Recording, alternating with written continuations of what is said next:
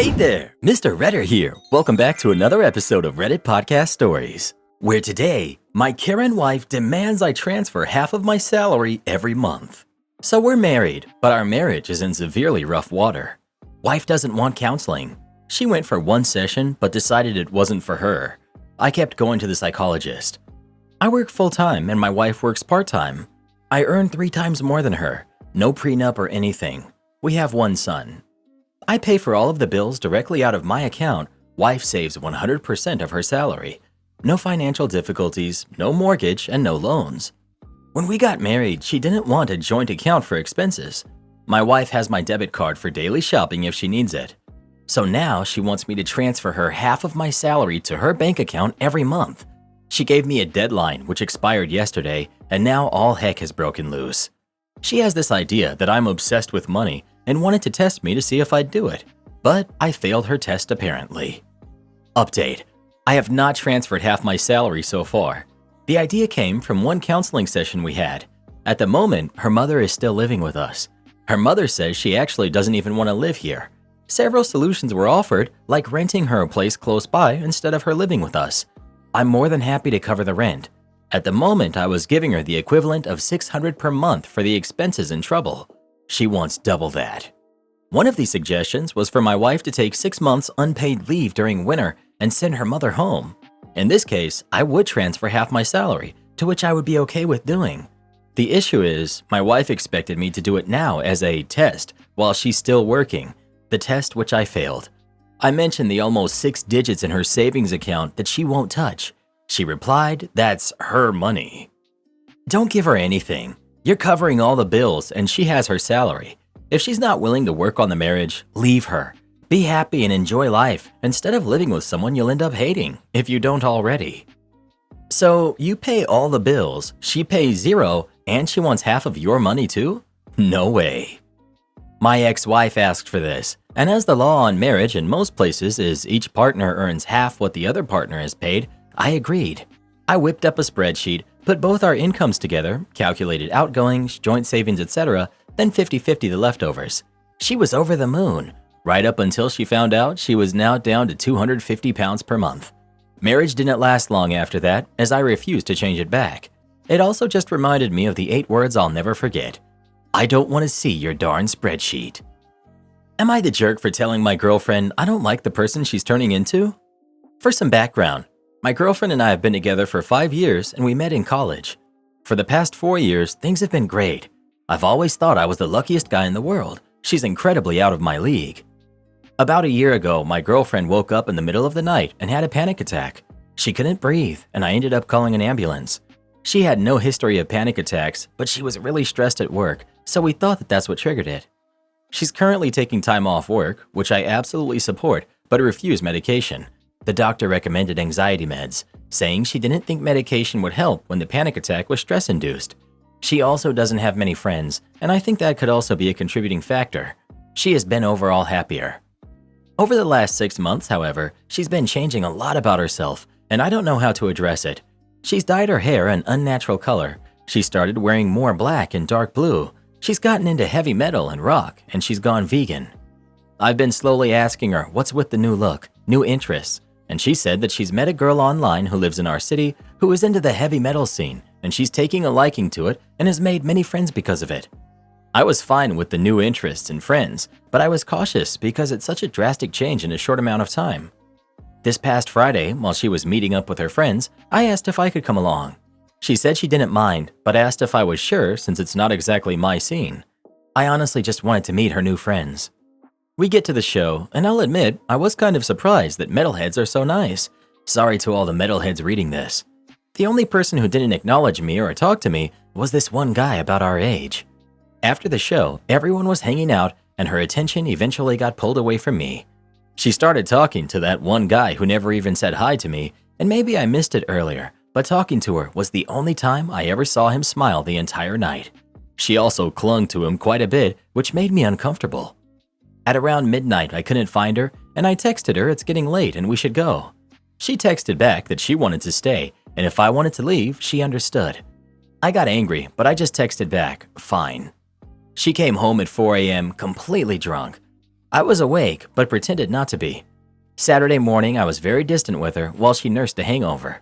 She eventually asked if I was mad at her, and I said yes. I told her I'm happy that she's not stressed anymore and meeting friends and finding new interests, but she's a completely different person than she was 6 months ago. She argued she's the exact same person, but I countered that with the her of 6 months ago would never have been able to go home alone at midnight while she got drunk with people she barely knows and come crawling home at 4 a.m. She got defensive and we fought. She ended up leaving and saying she was going to stay with a friend for the night. She came home Monday morning and we talked, and I told her I'm worried about her, and she says that she's fine. She's finally in a place where she's happy, and I should be happy for her, and if it's such a problem, then we should take a break. I was shocked that she was so willing to just throw away 5 years and told her as much. She shrugged and said she has to put her happiness first, and I asked when her happiness shifted from building a life with me to partying with random people she just met. She rolled her eyes and got up to leave. I told her I don't like who she's turning into, and she called me a jerk and accused me of not wanting her to be happy outside of our relationship. So, am I the jerk? Update. I realized I never mentioned our ages in the last post. We're both 25. The short version is, we broke up. Before I got home from work, I texted her and asked her to be home so we could talk. When I got home, she wasn't there, and I had to wait about an hour for her to get home. I asked her plainly if she wanted to break up. She said yes. I asked her why, and she told me it's not me, that I've been absolutely wonderful, but she's changed and has realized she hasn't been happy for a while, and that included with our relationship. I was pretty hurt, honestly. I asked her why she never said anything sooner, and she said she thinks because she hadn't realized how unhappy she was until she started feeling happy again. I said she still should have come to me about this earlier, and she shrugged. I asked her if she's been hooking up with that guy. She said no, but she hesitated. I asked her why the hesitation and told her she might as well be honest now that the relationship is over. She said they kissed that night at the after show after I left and made out later, but swears it didn't go further. I told her that's still cheating, and I wasn't sure if I even believed her. She rolled her eyes and said I asked for honesty, and that's what I got. Believe it or don't. I told her I want her out, and I asked her to take whatever she could now, and we'd make arrangements for her to get anything she can't take with her now. She didn't even seem sorry that she cheated or that she threw away a 5-year relationship. Anyway, that's the update, and this really sucks. I'm bummed for OP, but kind of feel like this is for the best. I wonder if her panic attack was a wake-up call that she wasn't actually happy in her current life. Of course, this could all just be a phase that she may regret later on, in which case I can only hope OP will stay strong and not take her back. I was in the same position as OP at the same age. Even if it feels like 5 years wasted and it's heartbreaking imagining a totally different future, OP is way better off knowing now that they wouldn't have been able to grow together as a couple. Any major event could have triggered a change where his girlfriend would have just jumped ship. Now OP can find a better partner that wants to put in the work to make a relationship last and is able to grow alongside him. What's this? A woman in her mid-20s realizing that partying, drinking, and hooking up with randos is more important to her than a long-term, fulfilling relationship with a good man who loves her and treats her right? Whoever would have imagined such a thing? Making my senior parents homeless. I, 30 female, and my father, 64 male, have historically had a rocky relationship. My parents divorced when I was 5, and he married the woman he cheated on my mom with. I was an only child, and she had 4 kids from a previous marriage. During my childhood years, I spent most of the allocated time dedicated to my father in the divorce with my paternal grandparents, every 2 weeks and 42 days in the summer. They lived in a different state. I cherished the time I had with them, and they would always go to bat for me. There was some tension caused early in my dad's new marriage due to my stepmom demanding that my grandparents go back to the store one Christmas and get equal amounts of gifts for all of her kids, even taking some from me, gifting to her youngest. I spent many times waiting on my mom's sofa, waiting for my dad to pick me up, and he never did. I would later find out that he was on family vacations with his new family. I could spend all day telling Cinderella stories, but I need to keep focused on this story. My grandparents picked up his slack. We spent summers learning how to make baskets, gardening, camping, and various different activities. Their home was a second home to me. When I was 13, I went to go live with my dad after some methodical brainwashing, and I then would rarely see my grandparents. My grandma would call, and they would just ignore it. It would hurt my heart to see it on the caller ID, knowing they were just on the other line. but my dad and stepmom would not allow it unless I sat at a table with them while on the call. Fast forward to summer of my freshman year, we went to visit my dad's side of the family. On the last night, my aunt and uncle, who lived next door, asked if I could stay the night with my cousins. My stepmom wanted her youngest daughter to be included. They declined because my stepsister was a thief. A fight ensued in the front yard that night, resulting in physical altercations. My stepmother shoved my 74-year-old pap to the ground. He had a hip replacement in the 90s and already had a stiff walk. I was utterly terrified and distraught. As the chaos ensued, I packed my belongings because they said we were leaving. I vowed then that this would be the last straw and I would never forgive them. We missed their 50th wedding anniversary because my stepmom was still upset over what his family did to her that night. The next spring, my pap had a stroke and it was never the same. The man that helped raise me during his son's shortcomings didn't remember my name. He passed in 2014. Later, I left home when I was 18 to go to college, where I met my husband. He's been my rock and helped when my dad throws fits in the last few years when he doesn't get his way. He has showed me nothing but unconditional love and support and is the father to our child mine could never muster to be. I go no contact with dad every couple years because of his behavior. There's an old saying that time heals all wounds, but I don't believe that to always be true. I maintained a relationship with my mammy, paternal grandmother, until her passing in December. She was a cheeky one who left notes for us to find after her passing. This woman never forgot a thing when she felt slighted. That also reflected in her will. I inherit the house that has been deeded to me since 2001. My dad knew they would give it to me, but I honestly think he thought he had a chance of fighting me for it. Since 2012, he and my stepmom have been living in an RV that's now starting to fall apart. He's retired military and he has no savings. Right after the funeral, he stashed his belongings in closets. I discovered this after I changed the locks and added cameras, as I live out of state and wanted security for the home before I sell my house and move into my childhood home. I put his stuff and what was owed to him in storage, and my uncle gave him the keys. After learning this, he's been furious. My step-siblings keep reaching out, telling me I'm heartless for keeping him out of his parents' home. He called crying, and I coldly told him if they wanted him to have it, they would have left it to him. I also told him that he should have treated his parents better when they were alive. I have the deed in my hands, and there's nothing left for him to do about it. The estate is almost settled, and what land he does get will also have my name on the deed. I would rather share my childhood home with my daughter and all the whimsical things it had to offer, even if my dad ends up homeless. He literally made his bed, and now he gets to sleep in it. He cared more for stepmother and her spawn than for you. So I agree, if he ends up homeless, that's 100% on him and it has nothing to do with you. Don't let some idiot who has zero stake in this come up and give you the "but he is family" crap. He has not treated you as family, so he is not family to you. He's the donor and nothing else. Am I the jerk for not serving meat at my wedding?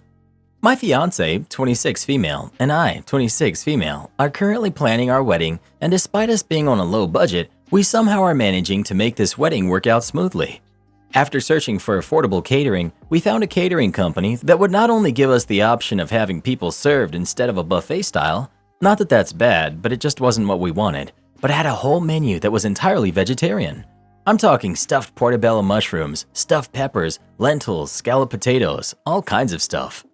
I'm not vegetarian. I do eat fish on occasion, but my fiance is completely vegetarian. We also have several people coming to our wedding from different cultural backgrounds, including my fiance's Jewish father, our Jewish roommate, and Muslim friends of ours, all of whom have never eaten pork. We also have gluten-sensitive friends. And most of all, I don't want my fiance of all people to have to question the food she's eating on her wedding day. When that's a problem she struggles with almost every time that we have to go out to eat with friends or family, or to events at other people's homes. She usually ends up eating chips and guac or just sides of potatoes. She can't even eat the tortillas my family makes traditionally because it contains lard, and that's just how Wella made them. I had been keeping my mom included in the planning for our wedding, so today I decided to show her the catering company that we'd been thinking of. The first thing she asked was, "What about people who aren't vegetarian?" And in response I said, "People can't eat vegetarian for one meal?" And she just got quiet. I again tried to hype up the menu, stating, "Doesn't the menu look good though?" And mentioned everything as stated above, and she again was silent for a good 10 seconds and said that one of the sides just looked good and moved on. Sometimes it's hard for me to read my mom's emotions since she's not very confrontational and her mind wanders a bit. Her words, not mine, so I wasn't sure if I had upset her or not. There hasn't necessarily been any drama surrounding this, but there's already existing drama considering this is a wedding with 2 brides, and I'm afraid of this decision creating more drama for us to have to deal with. I thought I was being inclusive to everybody by not serving meat at my wedding, but now I'm second-guessing myself. Any friend I talk to is going to say what I want to hear, so I'm asking Reddit instead. Even better if you eat meat and find yourself in this situation. Would I be the jerk? Edit. I'm truly not trying to claim my mother as the jerk, nor did she say anything necessarily bad. She just asked a question. I merely was second-guessing my decision because she said something. I was worried it would become a bigger issue. Edit 2. There's a section on our website that provides people with the option of listing allergies they have so we can plan accordingly. Also, we plan to have the full menu listed on our website, which will also state that it is fully vegetarian.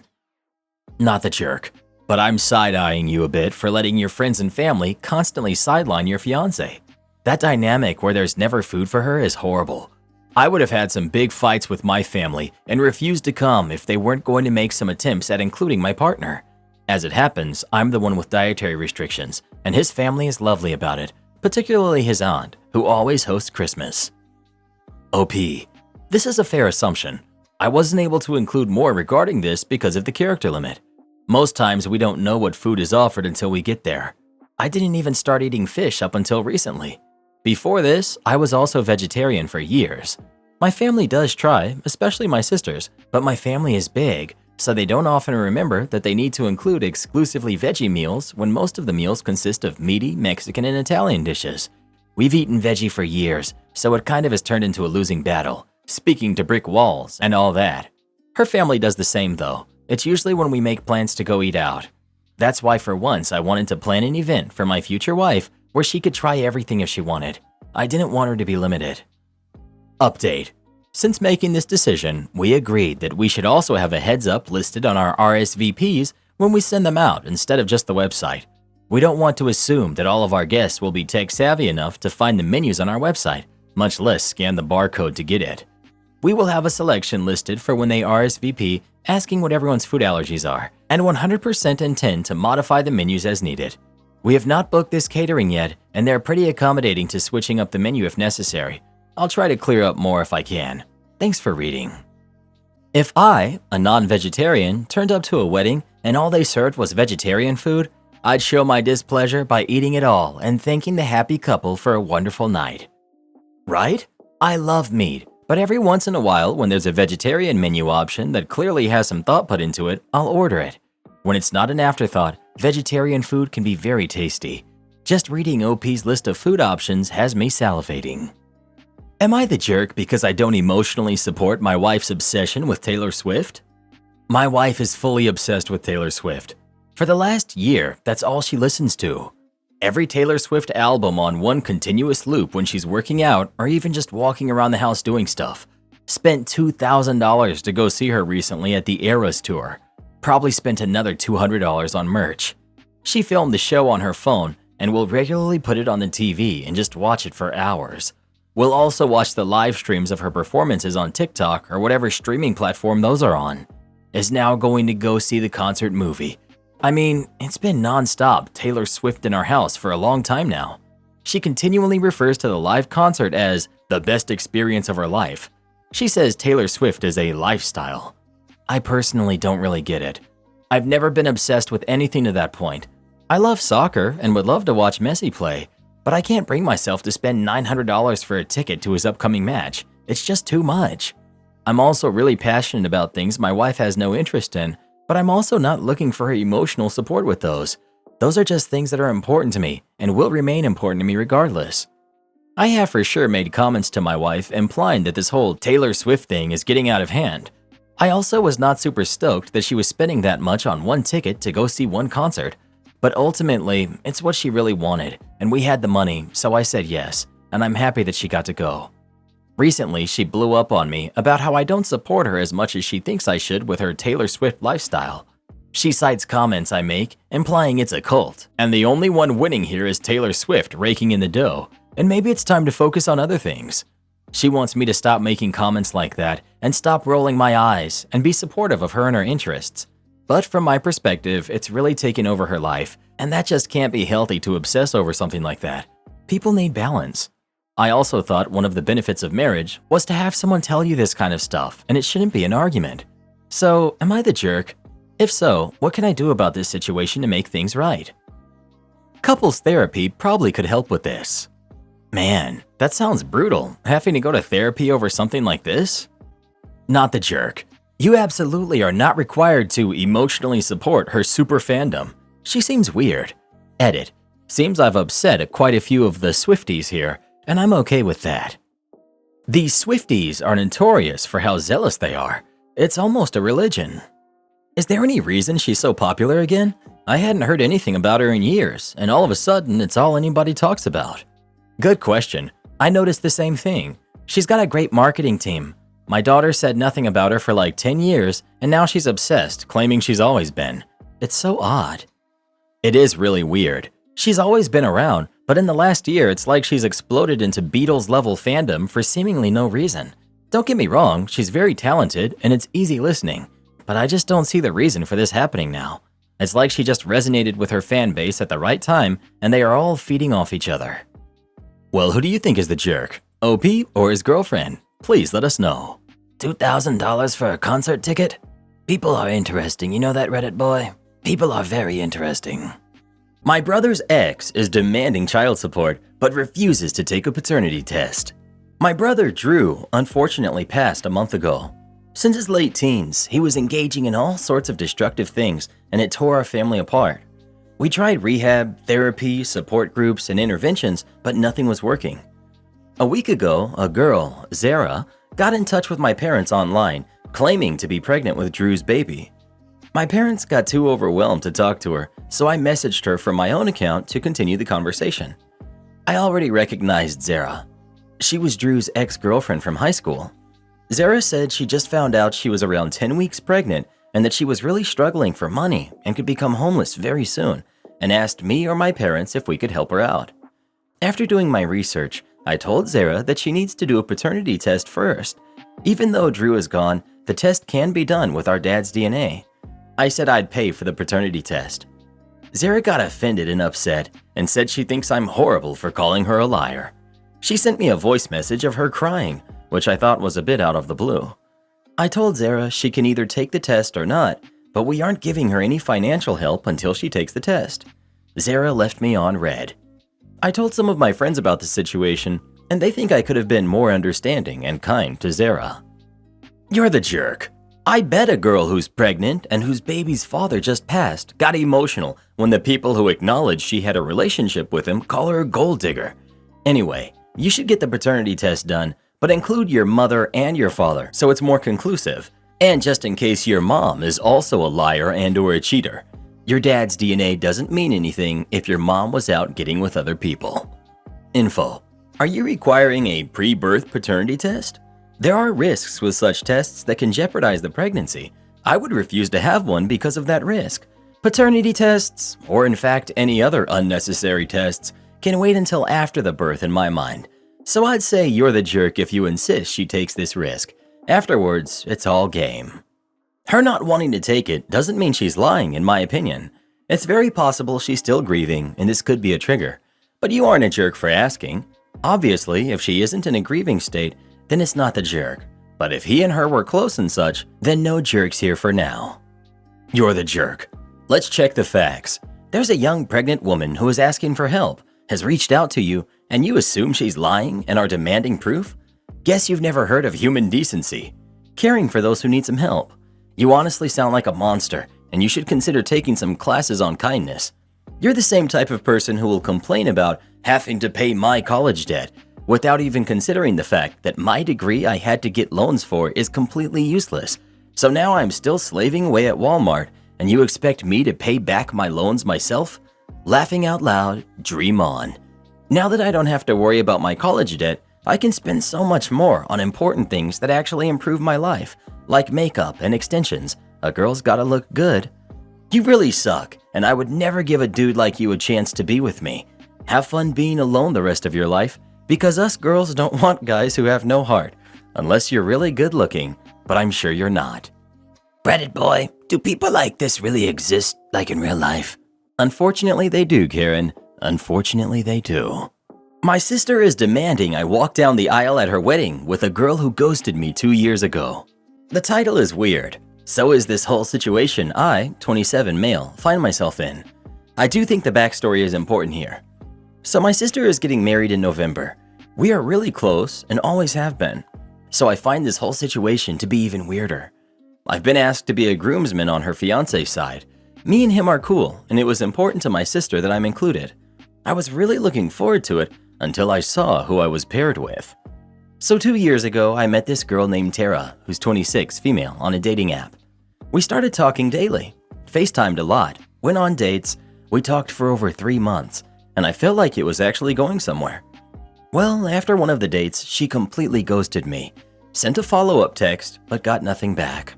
I won't lie, I was really upset. I even talked to my sister about it. Well, lockdown hit, and I moved away for a job. Come back to find out my sister and Tara are now friends. Apparently, my sister got a new job. Tara recognized the last name, reached out to her, and they became friends. Such good friends, in fact, that she is now a bridesmaid and hangs out at my parents' house. And my parents know her. I found out they were friends literally 3 weeks ago. She never mentioned it to me. I asked if she knew it was the Tara I got ghosted by, and she said Tara had told her, but wanted to keep their conversations private. Then a random text from Tara, asking what I wanted to do for our entrance dance. I immediately called my sister, who informed me that Tara and I would be paired up, including the entrance dance. I asked why. I know many of her bridesmaids, and she had to pair me with the one who ghosted me? She said she had her reasons, and Tara also asked for me specifically. I never responded to Tara, and instead went to talk to my sister in person. Got the same answers, and this time she sounded offended that I asked for a different person. I told her how uncomfortable it made me, and she told me to stop overthinking and just have fun. I said she didn't understand how hurt I was. She said she had an idea, but to just do it as her wedding gift. I told her I'd be stepping down from the wedding party. I'll just go as a guest. She went crazy, saying I couldn't do that, and she wanted me up there. I said, fine then, switch me to someone different. She said she wasn't going to, so I told her I'd be dropping out. My parents are calling me a jerk, but I don't think I am. It's a weird request, and I'm not about it. Am I the jerk? Not the jerk. They may be trying to set you guys back up, but why would you want to when not one person is willing to openly clear the air about what happened?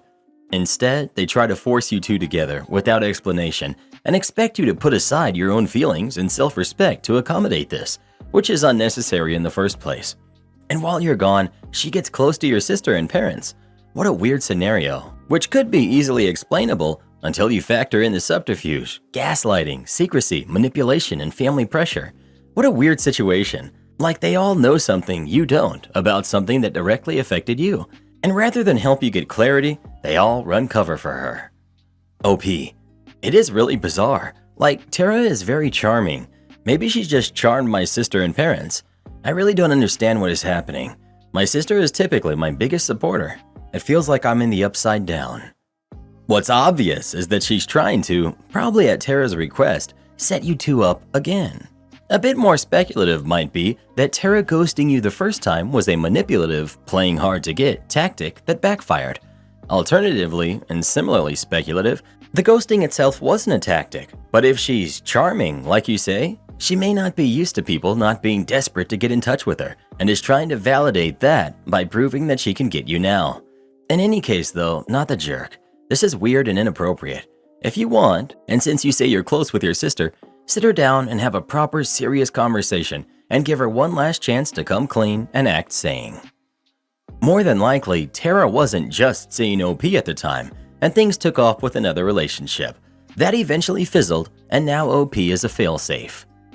If they keep this up, maybe not going to the wedding altogether is the best thing to do, because they will ambush you at the wedding trying to pair you up with Tara. Not the jerk, but Tara sounds like some real bad news. She already is turning your family against you. Why would you let someone like this into your life willingly? Well, who do you think is the jerk? OP or everyone else? Please let us know. If you're seeing someone and you decide you don't want to anymore, just be upfront about it and they will appreciate your honesty. Ghosting someone who thinks you may have a future together is not a nice thing to do. Wow, Karen, sounds like you have some experience in the field of being ghosted. Stop it, Reddit boy! Just stop it! Am I the jerk for hosting a fundraiser for a teen whose parents left her homeless? Her parents are now furious. My youngest daughter is a senior in high school. One of her best friends, Lily, just turned 18 as the school year was starting, and her parents kicked her out of the house that same day. My daughter told me she was sleeping on different friends' couches and talking about dropping out to work a job. So my family took her in so she could finish school. I just can't imagine a parent kicking their kid out like that. So after we did that, my daughter and Lily decided to have a community barbecue/bake sale to fundraise for some money to cover food and housing expenses. It wasn't anything I ever asked for, but the girls wanted to do something to contribute for groceries and bills. The girls made flyers and little promos for social media, and they were pretty straightforward about what was going on. They said, community barbecue/fundraiser for Lily, and a note from Lily saying, barbecue. And a note from Lily saying, as you may know, my parents kicked me out of the house and cut off any financial support on my 18th birthday, leaving me homeless with no money or car. The Smiths gave me a home, expecting nothing in return except that I stay in school and graduate. I wanted to do something to give back and pay my own way. Anyway, I shared that on social media, and so did the girls and a lot of their friends at school. The barbecue was a huge success. Almost all of our neighbors came by, and so many kids from my daughter's school, and a lot of our family and family friends. The girls ended up raising several $1,000s, which I ended up putting in an education fund for Lily, where I'm also putting stuff like the cash she gives me from her job for groceries and stuff like that. I'm planning on surprising her with it closer to graduation. Anyway, Lily's parents are irate. They saw that I posted the flyer on the community Facebook page, and most everyone in town saw it. I got a call from her dad screaming into the phone at me for slandering their family online, which I felt was such BS. I told him to either stop this and act like a parent is supposed to, or lose my number. He started yelling on the phone again, so I hung up and blocked his number. Then I got a bunch of calls from another number. It was Lily's mom, getting angry at me about how I don't know what she and her husband have been through, and it was trashy of me to be begging the whole town for money for myself and acting like it was their fault. I was like, well, it was your fault. And she got so angry and said that she and her husband had given their daughter everything and she was ungrateful, which I feel is BS because they ain't even giving her a roof over her head. Am I the jerk for letting my daughter and her friend who was kicked out at 18 host a fundraiser that was very blunt that it was to raise money after her family kicked her out? Edit. I want to give a massive thank you for everyone in the comments who gave us advice, whether it's legal advice, resources for getting financial assistance for education, school, community resources, etc. Not the jerk. Frankly, that's just a bad thing for a parent to do. If they didn't want to be slandered, maybe don't kick your kid out the instant they become an adult. Edit. As many people have pointed out, it isn't actually slander against the parents if it's true. I used slander for lack of a better term, so for that, I apologize. Not the jerk. They're just annoyed they've been called out for their bad behavior, and now everyone knows about their crappy parenting. They're ashamed and angry that they've been exposed, but they're putting the blame on you instead of reflecting on their own issues. Not the jerk. Imagine kicking your high schooler out of the house and then getting upset at people trying to help her out. Well, who do you think is the jerk? OP or those parents? Please let us know.